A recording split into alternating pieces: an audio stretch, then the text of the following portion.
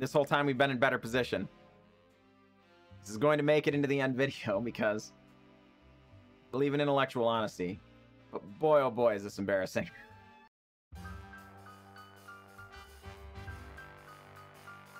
Greetings, everyone. I'm glad to be here, and I'm glad that you are here. Today, we're going to be fooling around in Historic, and this is a little bit of an odd brew. We'll see. We're planning on playing some Dinosaurs, but a lot of the best Dinosaurs tend to be in green, and then the next kind of little section in red. So I thought, well, we have a couple of really cool ones that I think are very relevant in today's environment in Historic. So I thought, let's see if we can make Boros Dinosaurs a thing. So I was fooling around with the deck builds, and this is what I ended up settling on. I'm not sure, so please, of all days, please give me a hand here on this particular video. But the key cards I really wanted to try and make use of are Relentless Raptor and Kinjalli's Sunwing specifically. This is a 3/3 Vigilance for 2 mana, folks. Yes, it attacks or blocks each combat if able. But, darn it, in this style deck, we kind of want to be attacking a lot, right? And the Vigilance is what's good. It's a large creature, so being able to block each combat is also very, very relevant in the more aggressive matchups, of which we see a relatively significant number. And then the other one is Kinjalli's Sunwing, a 2/3 flying, which is not amazing, but acceptable. And creatures your opponents control enter tapped. We have seen the 1-mana enchantment that does this. See a relatively large amount of play because of the presence of combo decks like Neoform, decks like Goblins, obviously, things like that. And this card kind of is a little hate-bearsy, so that's kind of what we're trying to plan to do here today. The other key card, and this one sees play in a lot of those other lists, is Rampaging Ferocidon. Players can't gain life, and there are a number of decks in Historic that try and gain a lot of life, not the least of which is like the, you know, the Heliod, Ajani's Pridemate style life gain decks and things like that. But this is also just a really strong creature, 3/3 menace for 3. Whenever a creature enters the battlefield, Rampaging Ferocidon deals 1 damage to that creature's controller. You know, puts our opponent in difficult situations often. Another card you are likely familiar from just about every Dinosaur brew ever is Marauding Raptor. 2 mana, 2/3 creature spells you cast cost 1 less to cast. All creature spells. This isn't just Dinosaurs, but all creatures cost less. And then whenever another creature enters the battlefield under your control, Marauding Raptor deals 2 damage to it. If it's a Dinosaur, Marauding Raptor gets +2/+0. So it can get bigger, but, you know, it also makes all of our stuff cheaper as well. So really, what we want to be seeing here, folks, is a lot of Marauding Raptor, a lot of Relentless Raptor on 2. This is very, very important. Another important card here is the Raptor Hatchling. Can chump really easily in the early game, leaving behind a 3/3 trample. Alternatively, when it pairs up with Marauding Raptor, you know, it's basically just a 2-mana 3/3 trample. Very, very strong. And that's really it. That's our Dinosaur package. We do have an Icon of Ancestry filling out the rest of the Dinosaur package, but it itself is not a Dinosaur. That said, the rest we have here is kind of support. I guess we should go to the mana base first. There's very relatively few lands, just 18 lands. But we are padding that land count by 4 Spikefield Hazard, 2 Skyclave Mentor, because our curve is quite low here, right? So this is more, like, this is 99% of land, you know what I mean? But the fact that it is a creature and can gain life, which is relevant as long as we don't have our own Rampaging Ferocidon, of course. But it's, you know, when we're trying to be aggressive here, having a land that could also be a creature, very important. Spikefield Hazard similarly fills a kind of controlling role while also padding our land count a little bit. Then we do have our control package for shocks, for Bonecrusher Giants, which also obviously serve as a creature, since we're trying to be aggressive. And then this is kind of cute. Giant Killer. I know I will probably get a little backlash from this. I don't know. I hope it plays well, so I feel vindicated. But Giant Killer, destroy target creature, power 4 or greater. And obviously the most common pairing of numbers is 4 power, 4 toughness, or 3 power, 3 toughness, or whatever, right? Well, okay, we have a lot of 3 toughness creatures. Just about exclusively 3 toughness creatures, actually, because we want to be living through our Marauding Raptors. So the most common creatures are going to be smaller, and we just run right over them with our larger creatures. Alternatively, when they start getting bigger than 3, then we've got a problem. So I think Giant Killer, a really kind of sneaky good removal spell for this deck specifically, if not ever, or if not all the time. But then also the whole tapping a target creature, that can be very good in, you know, when we're talking trying to be aggressive, but having individual creatures that are relatively large, right? And these are actually a little more mid-sized, but you know what I mean. Getting through just a couple of 3/3s is an awful lot of damage. So tapping down their one bigger threat later on that could block. Very good. Then the only other cards left to talk about here is our equipment package. We have 2 Maul Skyclave, which I think is very, very strong, giving 2/2 and flying and first strike to one of our, you know,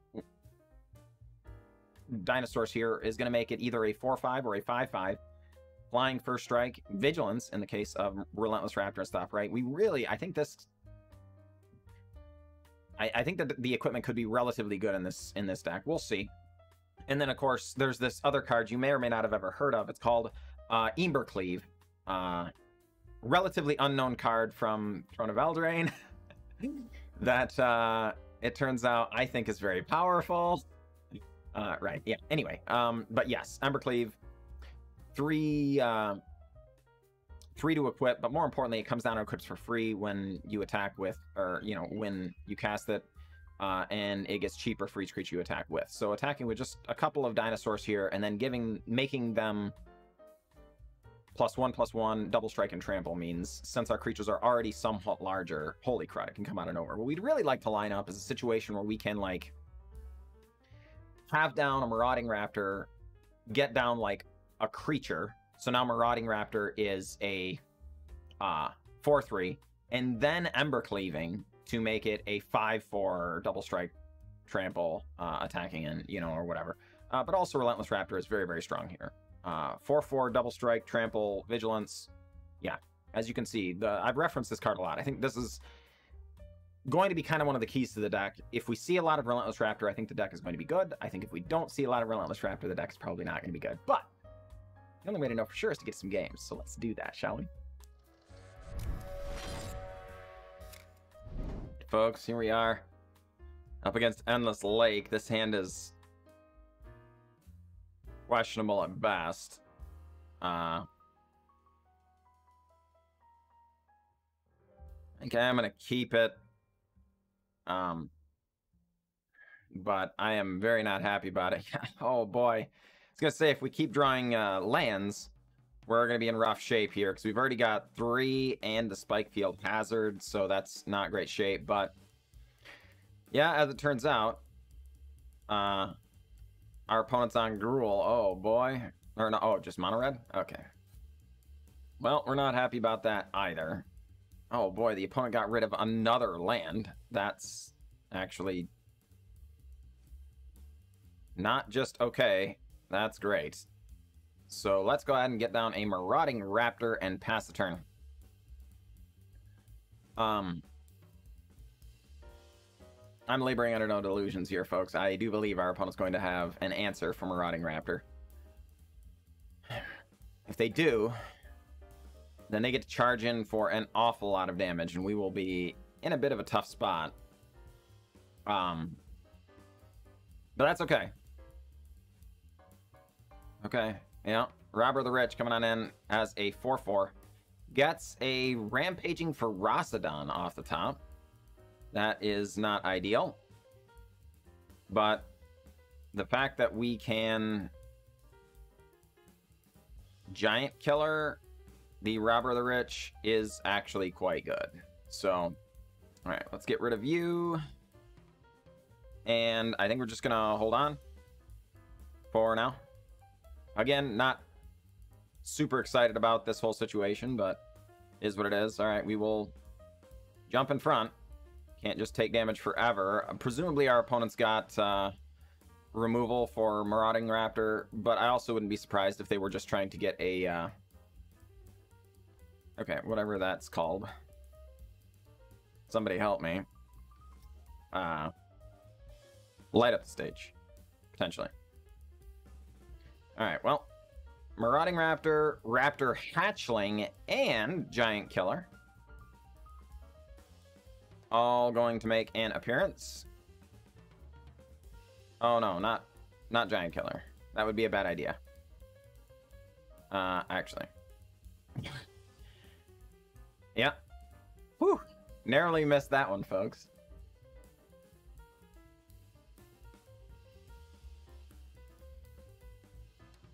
If they attack with the Burning Tree Emissary here, we 100% just take it. Okay. Interesting. Well, yeah, we're gonna go ahead and just attack.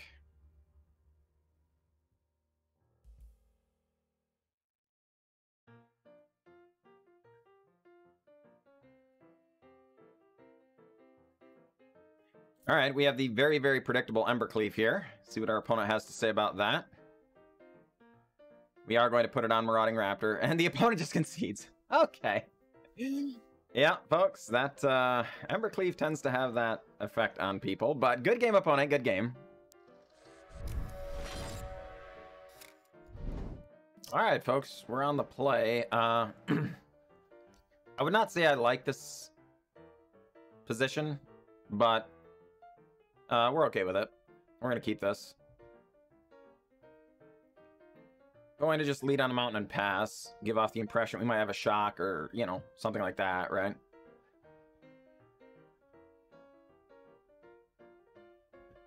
All right. Is our opponent on mono blue tempo? With the Spectral Sailor? Indeed. Do we kill it? Keeping the the opponent from drawing cards, I think, is kind of paramount. The question is just whether or not we were supposed to wait or not, and I don't actually have...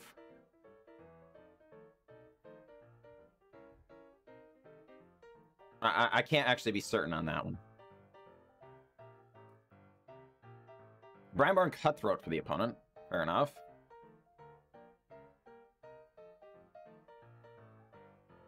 Alright, on 3 mana.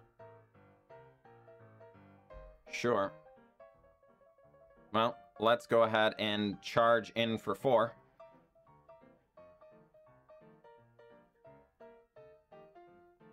Yep. These things are okay with us, and we're gonna pass. See what the opponent has to say. Nope, they just take their draw. These things are fine with us, folks.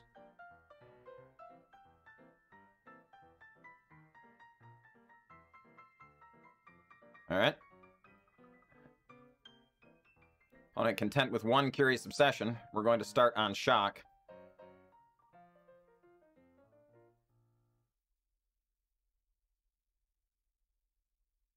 Opponent has the negate. That's fine. So then we stomp, which is, of course, why we did it in this order.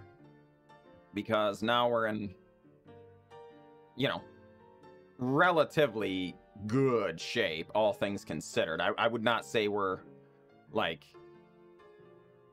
crushing the opponent or anything, but we are definitely the driver's seat. Opponent absolutely taking a beat down here with Bonecrusher Giant. Of course, if they return Bonecrusher Giant to our hand, yeah, we get to recast that. If they don't return to our hand, our creature is much, much bigger than anything they can field, and we're just going to keep pounding it down their throat. The reason we went with the Kinjalli Sunwing here, and again, you know, I can't promise I made the right decision, but this ensures, as a 2 power creature and a 3 toughness creature, that no matter what they field against us, we're going to be able to block it, including, you know, any number of their other more crazy threats. And this is just going to, yeah, kind of carry the game from here, I feel like. It was also a case there was a case for Maul Skyclaves. Just getting it resolved is very, very good. Attach it to Bonecrusher Giant. Yes, they could return Bonecrusher Giant, but then this is already on the battlefield as well, so we can just pay to equip it or whatever. But that does... What happens if their hand is like Brazen Bower, Unsummon, one of those kind of mono blue decks? And you never can tell. There are a couple of different versions. So, yeah, since we're talking about specifically Bonecrusher Giant, they take 2 the first time they bounce it, but then they actually counterspell it the next time. So then we're busy trying to resolve another creature, at which point they have a chance to take over the game. I think, again, in the driver's seat, but I believe that this gives us, the Kinjalli Sunwing gives us the best chance of winning. So, yeah, we'll see. But, good game, opponent, good game. All right. Yeah, I think we're gonna hang on to this. We're just gonna lead on, well, yeah, I guess lead on Skyclave Cleric. Oh boy, is the opponents on Luris led on Island. The only okay, I was gonna say the only Luris decks that are common would be the blue-white Auras deck. With islands in it, you know. And the fact they were leading on Island could have implied that they didn't have a white mana, which would have been relatively backbreaking. Unfortunately, that is not the case. On a Hallowed Fountain tapped. Interesting.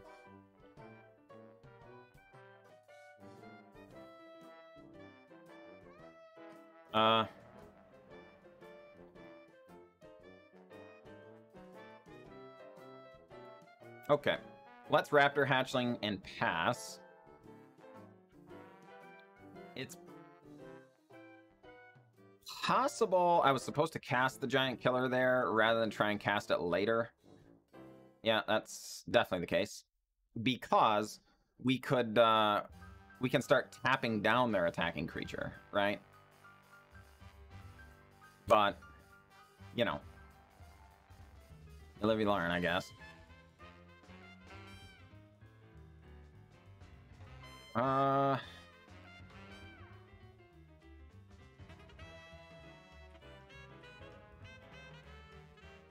Yeah, let's get down a Spikefield Cave, I guess, and a, Giant Killer, and then a Marauding Raptor. I guess we could have done combat first there, rather than give our opponent the information. There's a 0% chance they block anyway, but it's always better to make the right play than the wrong play there. Caught up thinking about the next turn sort of thing, but that was foolish. I really do wish I had gone with the line where we tap, or get the Giant Killer down on the previous turn there, so that we could start tapping Adanta Vanguard this turn. But, you know, it is what it is.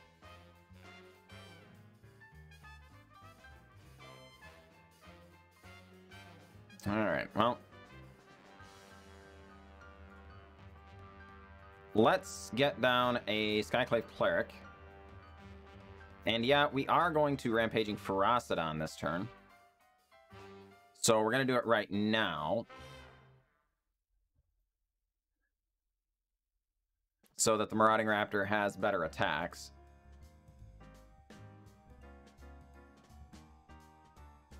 Yep.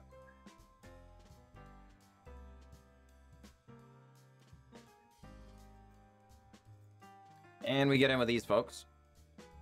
Go on ahead. Yep.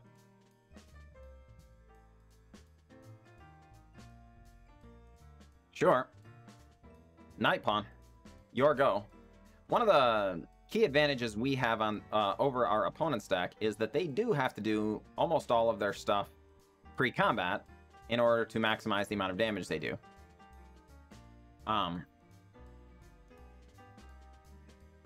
So when we go to tap, they can give protection from white with All Seed of Life's Bounty, but of course that does shed their most important aura, which is the Staggering Insight, which allows them to draw cards on combat damage there, right? All right. All the glitters, come on down. Well, that will also make it so all the glitters gets shed.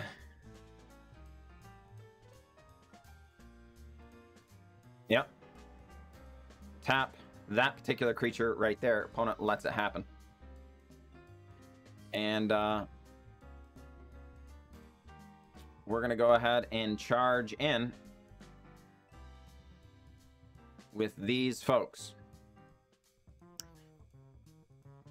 I guess we could have Kinjalli'd Sunwing there pre-combat to give the Marauding Raptor better attacks. Yeah, that was likely still better.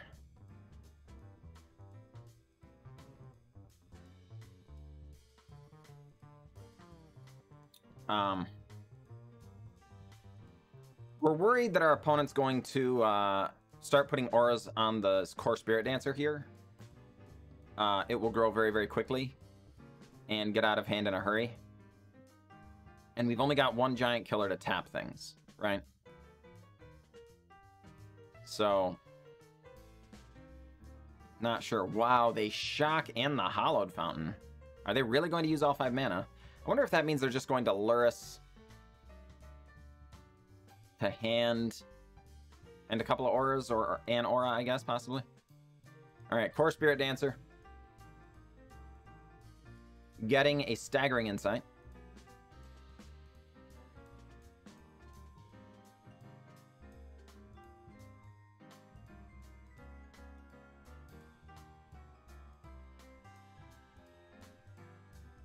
Opponent thinking things over. Curious Obsession going on Adanto Vanguard. And core Spirit Dancer draws a card. Adanto Vanguard now a 10/10.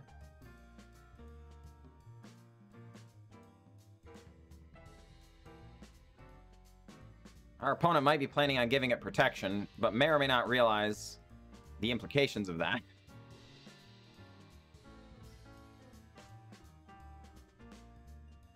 Oh, Karamitra's Blessing?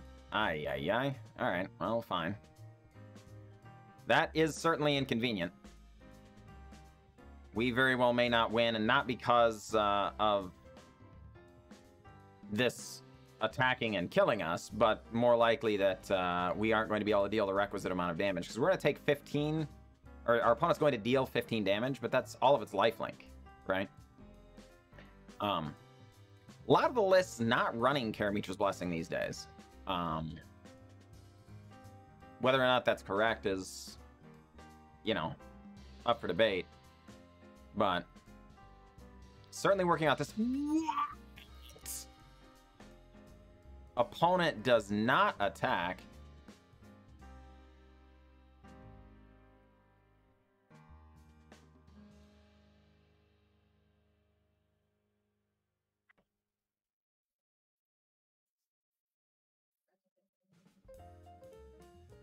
All right. Let's see what the opponent does here.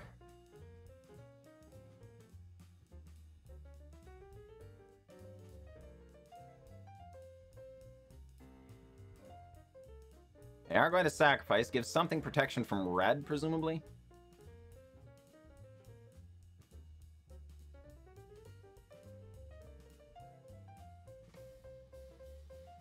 Yeah. All right. Yes. Okay, well, fine. No attacks. I will get down a Relentless Raptor here. Take a point of damage for our trouble. Grow our Marauding Raptor ever so slightly. Pass the turn. Can...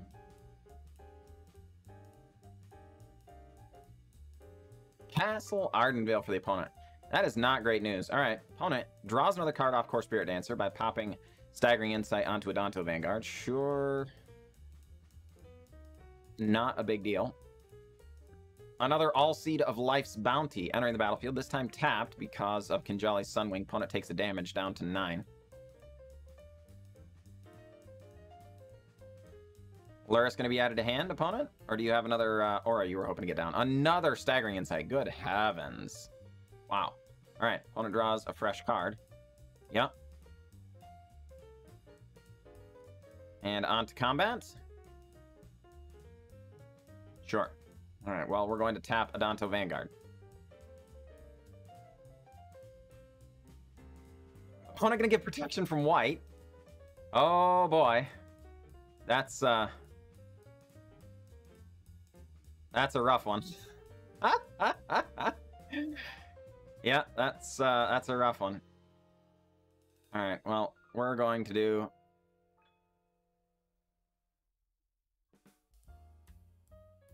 a whole bunch of blocking.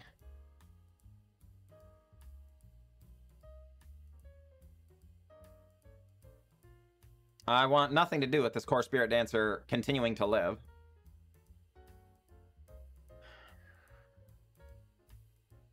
Opponent carefully ordering blocks, trying to decide what to kill. Oh, folks, I forgot about our own Rampaging Ferocidon. Our opponent can't gain life. Wow. This, Okay, so I understand where the opponent was coming from not attacking last turn, then. Yeah. Well, that's embarrassing.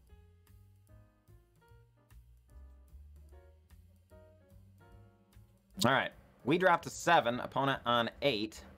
All of their creatures are tapped. And I do believe that's going to mean we win here. Yeah, indeed. Folks, this whole time we've been in better position. This is going to make it into the end video because I believe in intellectual honesty. But boy, oh boy, is this embarrassing. Good game, opponent. Good game.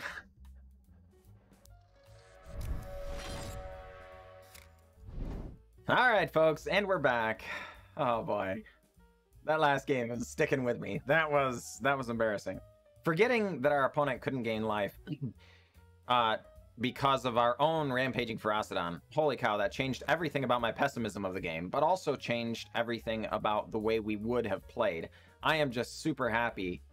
My lapse in memory did not come back to bite us. Good heavens. Oh my word, that would have been really embarrassing. But, you know, whatever. Either way, we did bring home several wins. The deck did okay. I wouldn't say it's going to break the meta anytime soon. If anything, I do think we need one more powerful 2-drop. As it turns out, we did not... I think my prophecy before kind of bared out. The Relentless Raptor did not come out, or we did not see it often enough for me to be happy about it. And for some reason, we also didn't see a lot of Marauding Raptor. We were in the 3-drops all the time. So I think what we really need to do in this deck, and please help me, is probably get rid of the Icon of Ancestry, probably, and maybe one more of our 3-drops. Maybe, I don't know. Maybe Kinjalli Sunwing? I don't know. Whatever. Get rid of one more 3-drop and add 2 more powerful 2-drops. Cards that come to mind would be like the indestructible types, where the one you can pay for life, the other one you can discard a card. Those sorts of sticky threats would be good, or something like that. But please let me know what you think of it after having seen the games. I wanted more 1-drops. I was going to have at least one Isamaru, Hound of Kanda, and, you know, maybe 1 or 2 other creatures here. But I don't want our Marauding Raptor constantly killing off our creatures. I don't know. Our aggressive game plan would certainly play out a little better if we had some 1-drops. So let me know how you guys feel about it in the comments down below. And hopefully help me straighten this deck out.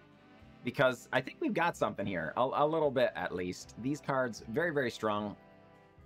It's also possible we need something a little more dinosaur tribally. And I can accept that. I don't know how we get that adequately in Boros, but let me know, darn it. It easily could be a thing where I just had a card slip my mind and we need to get it in here. So that said, I had a great time playing the games. I look forward to playing it on the stream, so let me know. And maybe we can straighten it out a little more. Speaking of the stream, though, I do stream 5 nights a week. Sunday, Monday, Tuesday, Wednesday, and Thursday. I stream 4 hours a night, so come on, stop by. I'd love to have you. Links in the description below. Thanks a lot, and you have a wonderful, wonderful day.